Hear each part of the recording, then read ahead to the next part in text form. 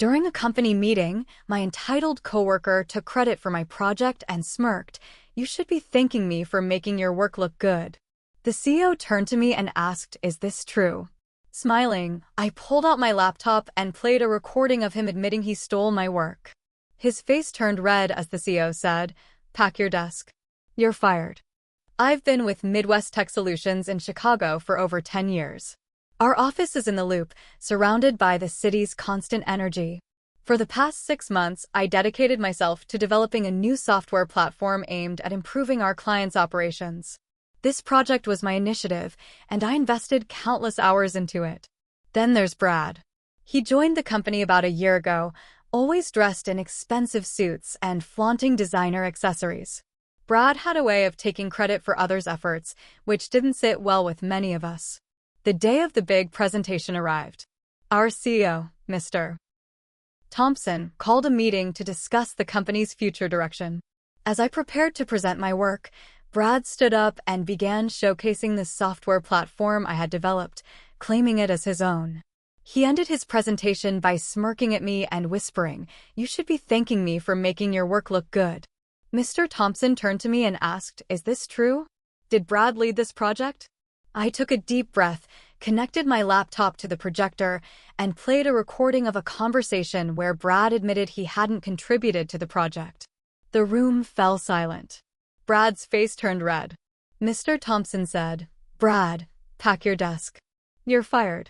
After Brad left, Mr. Thompson apologized to me and acknowledged my hard work. The following week, I was promoted to lead developer, and the project launched successfully under my guidance. This experience taught me the importance of standing up for oneself and ensuring credit is given where it's due. 2 days after Brad got fired, the office vibe changed. People were nicer to me, a little too nice. Like they were walking on eggshells. A few whispered too much around the break room. I figured it was just leftover drama from the meeting. Turns out it was something else. That Friday, I got called into HR. The room was cold. Alicia from HR sat there with her usual unreadable face. But beside her was someone new, Greg from legal. I sat down. Alicia started, "We need to talk about a concern raised regarding your recording." I blinked. "My recording? You mean the one where Brad admitted stealing my work?" Greg chimed in, "Yes. The company has a policy about recording coworkers without their consent." I just stared at them. "So, you're saying I'm in trouble?" "For proving someone was lying." Alicia looked uncomfortable. "It's more complicated. Brad's threatening legal action. He's claiming defamation, breach of privacy, and a hostile work environment." It was like getting the wind knocked out of me. Brad had stolen my work, lied about it in front of the entire leadership team, and now he was playing victim? I said, "Didn't you all see the proof?" He admitted it. Greg nodded slowly. "Yes, but technically, under Illinois law, both parties must consent to being recorded in a private conversation." I felt like I was watching myself sink in slow motion. "So what happens now?" Alicia gave a small sigh. "We're reviewing the case. For now, you're not in any disciplinary trouble. But legal is handling communications with Brad's lawyer." I walked out of that room numb. Then came the next blow. The following week, my access to the project I built was restricted. My login worked for everything else, email, timesheets, general network drives, but the development platform? Locked out. I messaged IT. No reply. I called DevOps. They told me, "We've been instructed to freeze all permissions related to the core platform until further notice." Core was the name of my platform. I went to my direct manager, Rachel. She looked tired, stressed. "I'm sorry. Legal told us to pause all access to prevent further claims." So now I was cut off from my own work. Just like that. That same week, Brad started posting on LinkedIn. Subtle digs, vague posts like, "Some people will do anything to climb the ladder, even break the law. Glad to be moving forward with new opportunities. Integrity always wins." He didn't name me, but everyone knew. What he didn't know? I wasn't done. I dug into every document, timestamp, commit log, project file, email chain I had saved over the past 6 months. I built a timeline. Every major update. Every meeting note. Every message. And I had all the backups on a private drive, not company-owned, just personal notes and drafts I had written while working late at home. No recordings. Just files. With metadata and proof. I also found something Brad didn't think I'd remember. 3 months ago, I helped him troubleshoot a bug on another system. We used Zoom. I shared my screen, walked him through it, and we fixed it together. He had recorded that session to review later and accidentally shared the recording with me afterward. I still had the email. In that recording, at minute 42, he talked about the core platform and said, "Honestly, man, this is your thing. I'm just trying to learn enough so I don't look useless." His voice, his face, his screen. This wasn't a secret recording. He made it himself and shared it with me. I called my own lawyer. We went over everything. Carefully. 2 weeks later, I filed my own complaint with HR and with a third-party mediator for workplace disputes. This time, it wasn't about revenge. It was about protecting my name, my work, and my job. But Brad wasn't working alone. That same week, I noticed my supervisor Rachel had stopped replying to my emails. I heard whispers again in the office halls. About me. People saying I was pulling stunts, too dramatic, or maybe faking the whole thing. One morning, someone I used to eat lunch with wouldn't even make eye contact. Another person called me spy boy under their breath as they walked by. That afternoon, I found out from a trusted coworker, Kenny, that Rachel and Brad used to work together before Midwest Tech. They had history. Not romantic, just connected. Like they watched each other's backs. Brad was on the outside now, but he still had strings tied inside. And those strings were being pulled. No one had told me, but apparently, Brad filed a wrongful termination lawsuit and listed me as a key witness, not in his favor, but as the antagonist. Said I had been harassing him. Said I doctored the evidence. Claimed I was running a side hustle based on my work at the company. The same week I heard this, someone keyed my car in the parking lot. I reported it to security. They didn't have working cameras on that side of the garage. Of course, HR still hadn't reinstated my access. I was showing up to work every day, doing minor tasks, pretending everything was fine, while the thing I had poured my soul into was sitting behind a digital wall I wasn't allowed to touch. And the worst part? Brad's LinkedIn post went viral. It got picked up by a tech gossip blog that called it a shocking tale of betrayal in Chicago's startup scene. They didn't name me, but some people figured it out.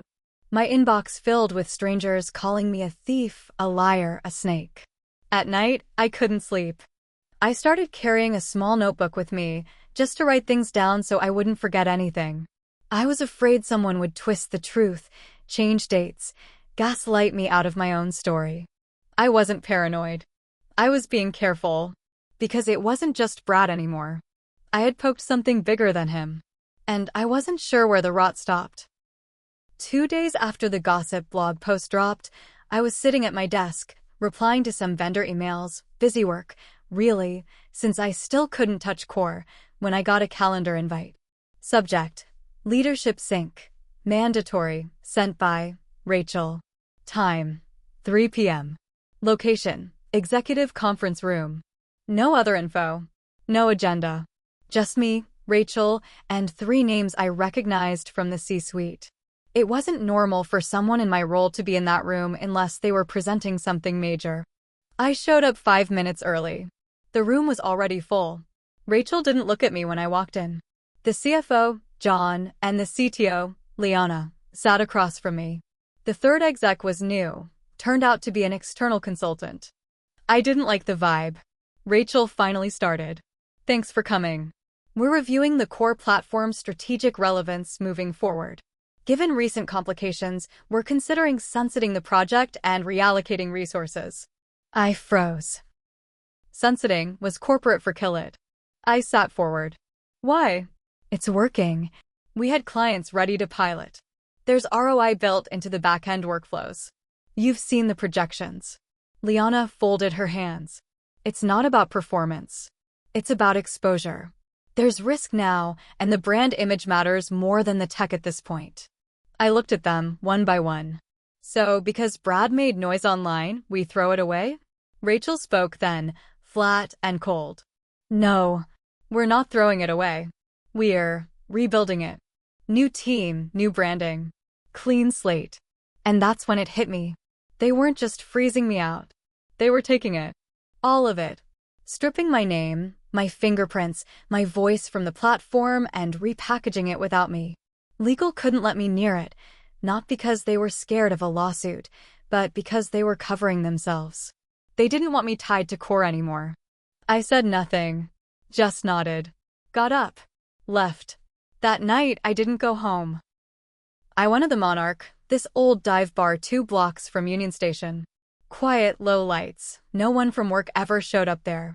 I ordered a whiskey, sat in the back booth, and thought about every document I had, every file, every version history. I wasn't stupid. They could rebrand it all they wanted, but the back-end structure was mine. I had written the initial framework line by line, and I still had version logs that showed it came from my personal Git repo. I wasn't even mad. I was quiet, calm, until the bartender came over and said, "You've got a call." Confused, I walked over. He handed me the bar phone. No one knew I was here. I picked it up. "Hello?" Silence. Then, "I told you, man." I always land on my feet. It was Brad. "You think this is over?" That little meeting stunt was cute. But this is the big leagues now. I hung up. Didn't say a word. He'd followed me. Or someone tipped him off. I went home. Pulled out every contract I'd signed with the company. Every NDA. Every IP clause. Then I pulled up my personal development history, marked every original timestamp of the earliest working build of Core from before the company even approved it. I had started building this concept in my own time, back when I thought I'd maybe pitch it to another firm or try a startup of my own. The company adopted it after I brought it in, but the seed of it was mine. And that mattered. But I needed more. So I called Kenny, the one coworker I trusted. "Kenny, when you helped me test the user roles for the admin dashboard, do you still have that old test log?" He did. And not only that, he had screen recordings he'd taken to report bugs. My name, my interface, my voice in the background asking questions as he walked through demos. All saved on his personal drive. He said, "I've got your back. But you should know, Rachel's been working on a new project brief with a consultant. It's literally just Core with new fonts." We met the next day at a coffee shop. Exchanged flash drives. Talked strategy. I wasn't going to sue them. Not yet. I was going to wait. Let them rebuild it. Launch it. Make it public. Then I'd prove they stole it again. Because if they thought the first time was loud, the second time would be nuclear. But that's not even the worst part. Last week, I got an email from someone I didn't know. Subject line, "We should talk." I worked with Rachel and Brad before. This is bigger than you think. It had no body. Just a burner phone number. I haven't called it yet. But I'm going to. I called the number. A man answered. His voice was steady, like he'd been waiting for this moment. "My name's Eli. I used to work with Brad and Rachel at a startup called Prism made in Austin. Back in 2019. I listened. They pulled the same thing there. Brad found this junior dev building something in his off hours. Showed it to the execs like it was his. Rachel helped him cover his tracks. The kid didn't fight back. He left the industry. I was quiet. I still have some of the email trails. Thought you should know before they do it again." He sent them to me that night. Emails. Memos. Slack threads. Same exact pattern. Brad showed off someone else's work. Rachel backed him up. The dev disappeared. Brad got promoted. Rachel got promoted. It made me sick. I added the files to my growing folder. The company relaunched Core under a new name, Novia Stream. Same backend, same interface bones, same everything. I let them post about it. Watch the press releases roll out. The CEO even did a podcast about innovation and in-house genius. I stayed quiet. Until 2 weeks later, when I published a Medium article with everything. I dropped it like a bomb. Title: "They stole my work twice. And here's the proof. Inside, I detailed the entire timeline. From the first line of code written at my apartment, to Brad's theft, to HR's silent punishment, to the gutting of the project under legal pressure. I attached images, logs, screenshots, side-by-side comparisons of the original core interface and the new NOViaStream version. And then I dropped the files Eli gave me. Receipts from Prism 8. Emails from Rachel. Messages from Brad. Proof they'd done this before. I didn't send it to any lawyers. I sent it to every tech journalist I could find. Within 12 hours, it was trending on Hacker News, Reddit, and LinkedIn. People were furious. The company scrambled. They tried to issue a statement, claimed the allegations were under investigation. But the internet doesn't wait.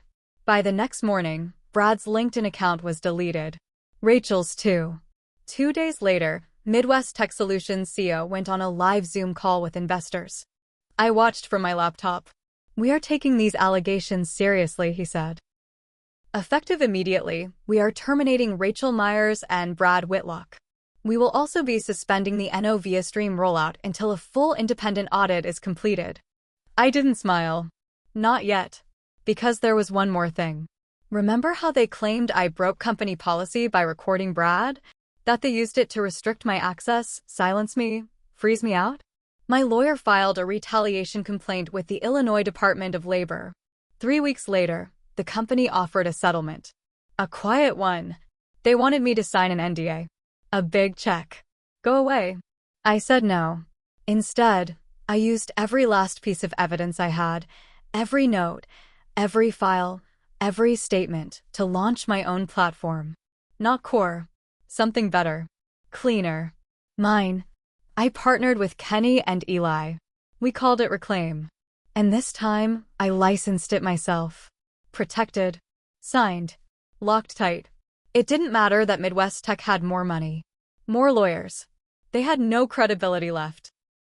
Tech blogs hailed Reclaim as the real NOViaStream, the platform that started it all. We got offers from 3 VC firms in 1 month. As for me, I don't work in a cubicle anymore. I don't need anyone to back me up. Brad vanished from tech entirely. Last I heard, he was managing a golf course in Nevada. Rachel? Blacklisted from every major tech firm in the Midwest. One blog even labeled her the architect of corporate theft. They made their mistakes. But so did I. I waited too long. I tried to play nice. I let people gaslight me into silence. Never again. This time, I didn't just reclaim my work. I reclaimed my voice.